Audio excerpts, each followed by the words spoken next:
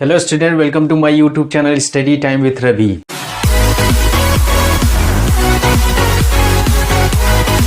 मैं हूं रविकांत पाल। यदि आप मेरे चैनल पर नए हैं तो मेरे चैनल को सब्सक्राइब करें और मेरे वीडियो को लाइक और शेयर उस पर कमेंट करें और नई वीडियो की नोटिफिकेशन के लिए बेल आइकन जरूर दबाएं। तो आइए आज एक टॉपिक लेके आया हूँ। क्लास 10th के मैथमेटिक्स का टॉपिक है कि एचसीएफ और एलसीएम ज्ञात करने की अभाज्य गुणनखंड विधि। तो आइए जानते हैं हम लोग किसी भी दो संख्याओं के एचसीएफ यानी मौसा और एलसीएम यानी लौसा ज्ञात करने की अभाज्य गुणनखंड विधि के बारे में। तो आइए जानते हैं। अब इसमें एचसीएफ और एलसीएम ज्ञात करने की जो अभाज्य गुणनखंड विधि है, इसमें 4 स्टेप को फॉलो करते हैं, 4 नियमों का पालन करते हैं। पहला स्टेप है कि सर्वप्रथम दी हुई संख्याओं के सभी अभाज्य गुणनखंड कीजिए।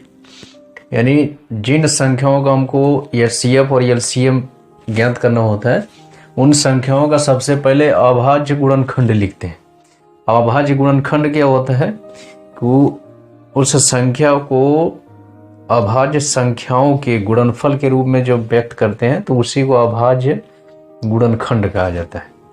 यानी अभाज्य संख्याओं के गुणन के रूप में अभाज्य संख्या जैसे 2, 3, 5, 7, 11 इस तरह से संख्याओं को यदि गुणनफल के रूप में प्रदर्शित करें तो वह अभिष्ट संख्या का अभाज्य गुणनखंड कहलाता है। तो सबसे पहले अभाज्य गुणनखंड ज्ञात करते हैं। फिर उसके बाद दूसरा स्टेप है कि इसमें 2 या 2 से अधिक संख्याओं का जो एचसीएफ होता है वह बराबर होता है संख्याओं में प्रत्येक उभयनिष्ठ अभाज्य गुणनखंड की सबसे छोटी घात का गुणनफल।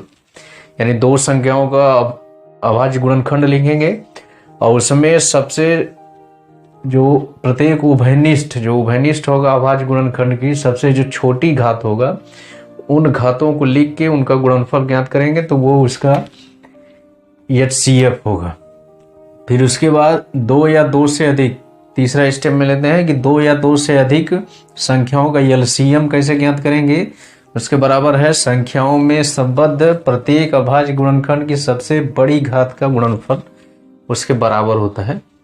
यानी अभाज्य गुणनखंड में हम लेंगे जो उभयनिष्ठ अभाज्य गुणनखंड है, उसमें सबसे बड़ी घात वाला जो गुणनखंड होगा उनका गुणनफल करेंगे तो हमको एलसीएम लसा प्राप्त होगा।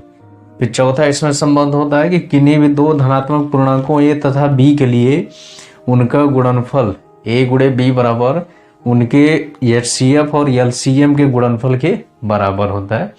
ये हमेशा ये जो सूत्र होता है, ये जो संबंध होता है वह संख्याओं के गुणनफल और उनके एचसीएफ और एलसीएम के बीच संबंध प्रदर्शित करता है। अब यहाँ से हमको यदि एचसीएफ ज्ञात करना हो तो एचसीएफ ज्ञात कर सकते हैं, बराबर हो जाएगा ए गुणे बी बटे एलसीएम।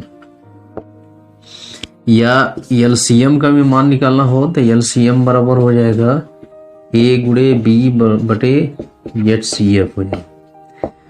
अब इस संबंध का प्रयोग कहाँ करते हैं कि जब 2 संख्याएं मालूम हो और उन संख्याओं में से कोई भी चाहे एचसीएफ चाहे एलसीएम का मान ज्ञात हो तो उसमें इसका प्रयोग करके हम लोग आसानी से एचसीएफ और एलसीएम ज्ञात कर लेते हैं या उनके संख्याओं का गुणनफल ज्ञात कर लेते हैं। तो ये रहा एचसीएफ और एलसीएम ज्ञात करने की अभाज्य गुणनखंड विधि, जिसको हम लोग ये 4 स्टेप फॉलो करके किसी भी दी गई संख्याओं का मौसा तथा लौसा ज्ञात कर सकते हैं। तो आइए उदाहरण के द्वारा और स्पष्ट करते हैं, हम लोग समझते हैं किस तरह से इस अभाज्य गुणनखंड विधि का प्रयोग करके 2 संख्याओं का एचसीएफ या एलसीएम ज्ञात कर सकते हैं। तो ये पहला इसमें प्रश्न जानते हैं हम लोग कि अभाज्य गुणनखंड विधि द्वारा 2520 और 10,530 का एचसीएफ तथा एलसीएम ज्ञात करें। तो इसमें 2 संख्याओं का एचसीएफ और एलसीएम ज्ञात करना है तो अभाज्य गुणनखंड विधि का प्रयोग करना है। तो सबसे पहले उसका अभाज्य गुणनखंड ज्ञात करेंगे। तो अभाज्य गुणनखंड ज्ञात करने की कई विधियां होती हैं। अब ये चूंकि ये संख्या बड़ी है इसलिए इसका अभाज्य गुणनखंड ज्ञात करेंगे। यहाँ से तो पहले निकालेंगे 2520 का, इसका अभाज्य गुणनखंड निकालेंगे तो इसमें छोटी छोटी संख्या से काटेंगे सबसे पहले 2 से इसको विभाजित करेंगे, तो 2 से विभाजित करेंगे तो 2 एकम 2, 2 बढ़ जाएगा, ये पूरा कट जाएगा। फिर इसके बाद 5 में 5 को डिवाइड करेंगे तो 2 दूना के 4 हो जाएगा, 1 बचेगा 12, 2 छके 12, फिर शून्य उतर जाएगा। फिर 2 से डिवाइड हो जाएगा तो फिर 2 से डिवाइड करते हैं इसको, तो 2 छके 12 हो जाएगा, फिर 2 तिहाई 6 हो जाएगा, फिर 0 आ जाएगा। फिर ये 2 से कटने लायक है, फिर 2 से काटेंगे, 2 तिहाई 6, 2 एकम 2।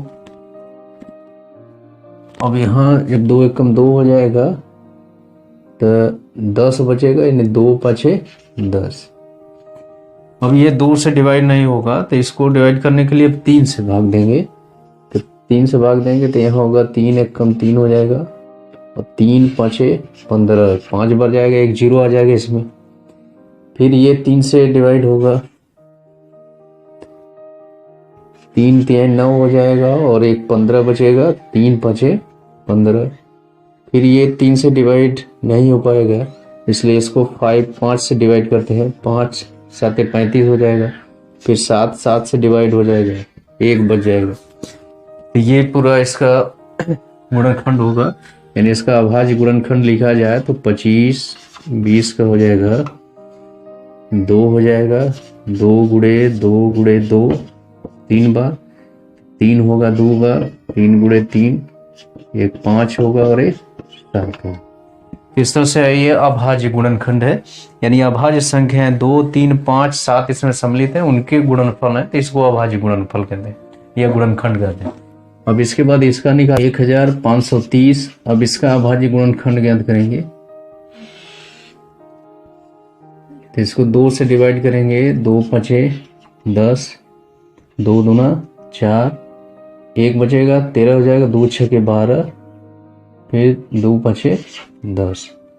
अब ये 2 से डिवाइड नहीं होगा, अब इसको 3 से ले जाएंगे, डिवाइड करेंगे, 3 एकम 3, 2 बचा 22, 3 सते 21, 1 बचा 16, 3 पाँचे 15, फिर 3 पाँचे 15। अब इसको फिर 3 से डिवाइड करेंगे, 3 पाँचे 15, 2 बचा 25, 3 बटे 24, 1 बचा 15 हो जाएगा, 3 पाँचे 15। फिर 3 से इसको डिवाइड करेंगे, 3 एकम 3, 2 बचा 28, 3 नवा 27, 1 15 बचा, 3 पाँचे 15। फिर इसको 3 से डिवाइड करेंगे, 3 छक 18, 1 बचा 15, 3 पाँचे 15। अब इसको 5 से डिवाइड करेंगे, 5 एकम 5, 5 3 15, 13 बचा, 13 को 13 से डिवाइड कर देंगे, 1 आ जाएगा। तो इस तरह से 10 5 30 का जो अभाज्य गुणनखंड आया, 2 गुणे 3 गुणे 3 गुणे 3 गुणे 3 गुणे 5 गुणे 13, ये इसका अभाज्य गुणनखंड इतना आया। अब इसको यहाँ पर लिख लिया जाए कि 2 5 2 0 यानी 2520 का अभाज्य गुणनखंड लिखा जाएगा। तो इसमें 2 कितनी बार है, 3 बार है, तो 2 घाते 3 लिख देंगे, गुणे 3 2 बार है तो 3 घाते 2 कर देंगे, गुणे 5 एक ही बार है और 7 भी एक ही बार है। फिर नीचे दूसरी संख्या के लिखेंगे 10 530 यानी 10,530 का, उसका आ जाएगा 2 एक ही बार है, जो 3 है 1 2 3 4 बार है तो 3 घाते 4 हो जाएगा, गुणे 5 एक ही बार है, फिर इसके बाद 13 है। अब इसका एलसीएम निकाला जाए तो यहाँ से एलसीएम आएगा कि इसमें उभयनिष्ठ घात का जो उभयनिष्ठ गुणनखंड जो है उसमें सबसे बड़ी घात का जो गुणनखंड होता है उसी को रखा जाता है। तो इसमें जैसे 2 है तो यहाँ उभयनिष्ठ इधर भी 2 है, इधर भी है, यहाँ पर घात 1 है और यहाँ 3 है, तो बड़ी घात इसमें लिख देंगे, कितना लिखेंगे 2 घाते 3 लिख देंगे, गुणे अब इसमें उभयनिष्ठ गुणनखंड 3 है तो इसमें 4 घात है, इसमें 2 घात है, तो एलसीएम के लिए बड़ी घात चयन करते हैं, तो ये हो जाएगा 3 घाते 4 हो जाएगा गुणे। अब ये उभयनिष्ठ है, दोनों में एक ही घात है, तो एक ही घात लिख देंगे 5। अब इसमें 7 है, 7 लिख देंगे गुणे 13 लिख देंगे, ये उभयनिष्ठ है नहीं। अब इसका गुणा करता है 8 हो जाएगा, और 3 घाते 4 का मतलब हो जाएगा 81 आ जाएगा, गुणे 5 हो जाएगा, गुणे 7 हो जाएगा, गुणे 13 हो जाएगा। अब इन सभी संख्याओं का गुणा करेंगे तो उसमें इनका जो गुणनफल होगा वही इसका एलसीएम कहलाएगा। इसका गुणा करने पर आएगा 2,94,840 है।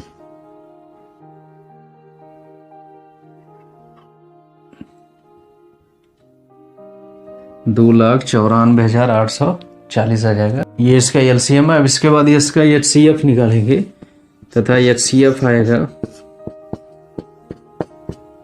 तो एचसीएफ निकालने का तरीका इसमें बताएं कि जो उभयनिष्ठ गुणनखंड है उसमें जो कम घात होता है, सबसे छोटी घात होता है, उसी को लिखा जाता है। तो उभयनिष्ठ गुणनखंड इसमें क्या है 2 है, तो 2 का घात यहाँ 3 है, यहाँ 1 है, तो सबसे छोटा घात कितना आएगा 2 घाते 1 आ जाएगा। अब इसमें घात 3 उभयनिष्ठ है, तो उभयनिष्ठ घात में सबसे कम घात यहाँ 2 है, छोटा घात 3 घाते 2 हो जाएगा, गुणे 5 ये बराबर घात है, तो 1 ही ले लेंगे। फिर इसके बाद ये उभयनिष्ठ नहीं है इसलिए इतना बस घात ले लेंगे, तो ये सीएफ आ जाएगा इसका, तो ये होगा 2 गुणे ये 9 हो जाएगा, गुणे 5 हो जाएगा, 2 9 18, 18 5 90 हो जाएगा। तो ये इसका एचसीएफ हो गया, यानी एलसीएम ये हो गया, एचसीएफ ये हो गया। तो ये रहा गुणनखंड विधि, अभाज्य गुणनखंड विधि। तो इसके द्वारा इस तरह से हम लोग एचसीएफ और एलसीएम ज्ञात करते हैं। तो 2 संख्याओं का, इसी तरह से 3 संख्याओं का भी एचसीएफ और एलसीएम ज्ञात कर सकते हैं। तो आइए इसके बारे में देखते हैं। अब इसमें अगला प्रश्न आता है, अभाज्य गुणनखंड विधि द्वारा 6, 12 और 120 का एचसीएफ तथा एलसीएम ज्ञात किए। तो अभाज्य गुणनखंड विधि द्वारा ज्ञात करना था, सबसे पहले इनका अभाज्य गुणनखंड लिखेंगे, 6 का लिखेंगे 2 गुणे 3 हो जाएगा, 72 का लिखेंगे 8 9 72 होता है, 8 का मतलब 2 घाते 3 हो जाएगा, और 3 के घाते 2 हो जाएगा। फिर 120 का इसी प्रकार लिखेंगे, 15 बटे 120 होता है, यानी 2 घाते 3 हो जाएगा 8, और 15 होगा 3 गुणे 5 हो जाएगा। अब इसका एचसीएफ निकालना हो, तो एचसीएफ के लिए बताए थे कि इसमें उभयनिष्ठ गुणनखंड की सबसे छोटी घात इसमें लेते हैं। तो उभयनिष्ठ गुणनखंड इसमें 2 है, तो 2 की सबसे छोटी घात कितनी है 2 रहेगा, 2 घाते 1। फिर 3 उभयनिष्ठ गुणनखंड है, इसमें सबसे छोटी घात इसका 3 हो जाएगा, और ये उभयनिष्ठ नहीं है इसलिए इतना ले लेंगे, 2 गुणे 3 यानी 6 हो जाएगा। अब इसके बाद एलसीएम में सबसे बड़ी घात लेते हैं, उभयनिष्ठ गुणनखंड में सबसे बड़ी घात। तो उभयनिष्ठ गुणनखंड 2 है, इसमें सबसे बड़ी घात कितना हो जाएगा 2 घाते 3 हो जाएगा, और 3 में उभयनिष्ठ 3 है, तो इसमें सबसे बड़ी घात कितना हो जाएगा 3 घाते 2 हो जाएगा, और इसके बाद 5 लिख देंगे। इसको हल करेंगे, ये इसका मान हो जाएगा ये 8 हो जाएगा, और ये 9 और ये 5, ये हो जाएगा 8 9 72, 72 5 हो जाएगा 72 5 360 हो जाएगा। तो ये हुआ एचसीएफ 6 है और एलसीएम 360 है। तो इस तरह से हम लोग अभाज्य गुणनखंड विधि द्वारा 2 संख्या या 3 संख्याओं का एचसीएफ और एलसीएम ज्ञात करते हैं। अब इसके बाद अगला प्रश्न आएंगे। अगला प्रश्न इसमें है 65 और 117 के एचसीएफ को 65m-117 के रूप में दर्शाया गया है। यम का मान ज्ञात कीजिए, साथ ही अभाज्य गुणनखंड विधि के प्रयोग से 65 और 117 का एलसीएम ज्ञात कीजिए। तो सबसे पहले इसका अभाज्य गुणनखंड लिखेंगे, 65 तो होता है 13 5 65, यानी 5 गुणे 13 हो जाएगा, और 117 का लिखेंगे 13 9 117 होता है। तो यहाँ 13 9 यानी 3 गुणे 3 गुणे 13 करने। तो यहां से इसका HCF निकालेंगे तो आएगा HCF बराबर कि जो उभयनिष्ठ गुणनखंड है उसके सबसे कम घात यानी छोटी घात को लिखेंगे। तो उभयनिष्ठ इसमें कौन है, 5 भी नहीं है ना 3 है, बस केवल 13 है। तो 13 की घात एक ही है, बराबर है, इसलिए कम घात भी एक ही घात आएगा। तो HCF इसका 13 होगा। लेकिन यहाँ प्रश्नानुसार हम लोगों को दिया है प्रश्नानुसार जो HCF है उसका मान इस रूप में दर्शाया गया है, यानी 65m - 117 इस रूप में दर्शाया गया है। तो यही हम लोग ज्ञात किए, कितना आया तो बराबर के लिए लिख सकते हैं 13। यह समीकरण बनेगा। तो यहाँ से m का मान निकाल सकते हैं हम लोग। यहाँ से आएगा 65m बराबर, ये माइनस है इसको उधर भेजने के प्लस हो जाएगा, 117 + 13 हो जाएगा। फिर यहाँ से यह हो जाएगा 65m बराबर 117 और 13 जुड़ेगा तो आ जाएगा इसमें 130 आ जाएगा। इसलिए m बराबर आ जाएगा 130/65, यानी m का मान हो जाएगा 2 आ जाएगा। 65 × 130, m का मान 2 हो गया। तो m का मान ज्ञात करना है। फिर साथ ही अभाज्य गुणनखंड विधि के प्रयोग से 65 और 17 का LCM ज्ञात करना है। तो हम लोग को HCF मालूम हो गया 13 और दोनों संख्याएं ज्ञात है। तो अभाज्य गुणनखंड विधि जो होता है उसमें बताया गया कि दोनों संख्याओं का गुणनफल a × b बराबर होता है HCF × LCM होता है। तो इसी फार्मूले का प्रयोग करके इसमें ज्ञात कर लेंगे। a × b यानी a का मान a की जगह है 65 और b की जगह है 117 बराबर हो गया। HCF का मान 13 है, LCM निकालना है। LCM क्या मान लेंगे, x मान लेंगे। इसलिए x बराबर आ जाएगा 65 × 117 बटे 13 हो जाएगा। अब इससे भाग देंगे, 13 × 5 = 65, 5 बार में कट जाएगा। अब 5 का गुणा इसमें करेंगे, 5 × 7 = 35, 3 5 × 5 = 3 8 5 × 5 यानी 585 आ जाएगा। यानी LCM का मान 585 होगा। तो इस तरह से इस प्रश्न को हल किया गया। अब इसके बाद अगले प्रश्न की तरफ आते हैं। इसके बाद अगला प्रश्न में आते हैं कि जांच कीजिए कि क्या किसी प्राकृतिक संख्या n के लिए संख्या 6 पावर n अंक 0 पर समाप्त हो सकती है। तो इसमें क्या होगा कि जो 6 पावर जो n है ये 0 पर समाप्त होने का मतलब क्या है कि n का मान इतना रखा जाए कि ये जो संख्या प्राप्त हो उसका इकाई 0 आ जाए। तो इकाई जब 0 होगा तो वह 5 से विभाजित होगा। किसी भी संख्या के अंत में जब 0 रहता है तो वह 5 से विभाजित होता है। तो 5 से विभाजित होने के लिए उसके अभाज्य गुणनखंड में 5 होना चाहिए। तो यहां से ज्ञात कर सकते हैं कि 5 कैसे आएगा कि ये 6 है तो 2 × 3 की पावर 6 n लिख सकते हैं, या इसको 2 × n × 3 की पावर n लिख सकते हैं। तो इसमें देखा जाएगा कि अभाज्य गुणनखंड में 2 और 3 है। तो 2 पर n का घात, n का मान कोई भी रखेंगे तो उसमें 0 नहीं आ सकता। 3 के लिए भी n का मान कुछ भी रखेंगे तो उसमें 0 अंक नहीं आ सकता। तो इस तरह से 6 पावर n में n के किसी भी मान के लिए उसका जो अंक होगा 0 पर समाप्त नहीं हो सकता है। क्यों नहीं हो सकता है, उसका कारण ये है कि उसके अभाज्य गुणनखंड में 0 पर समाप्त होने के लिए उसके अभाज्य गुणनखंड में 5 होना चाहिए। लेकिन 5 नहीं होगा क्योंकि 6 होता है 2 × 3, 2 की पावर n × 3 की पावर n होगा। तो इसमें 5 संभव नहीं है। इसलिए उसके जो अंक होगा यानी अंतिम अंक जो होगा 0 प्राप्त नहीं होगा या 0 पर समाप्त नहीं होगा। तो ये रहा प्रश्न। तो ये रहे इस चैप्टर से संबंधित मुख्य क्वेश्चन है, जिसके आधार पर हम लोग एलसीएम और एचसीएफ ज्ञात करने की जो अभाज्य गुणनखंड विधि है इसको अच्छे तरह से समझ ली। तो आज के लिए इतना है, फिर नई वीडियो के साथ आएंगे, तब तक के लिए धन्यवाद।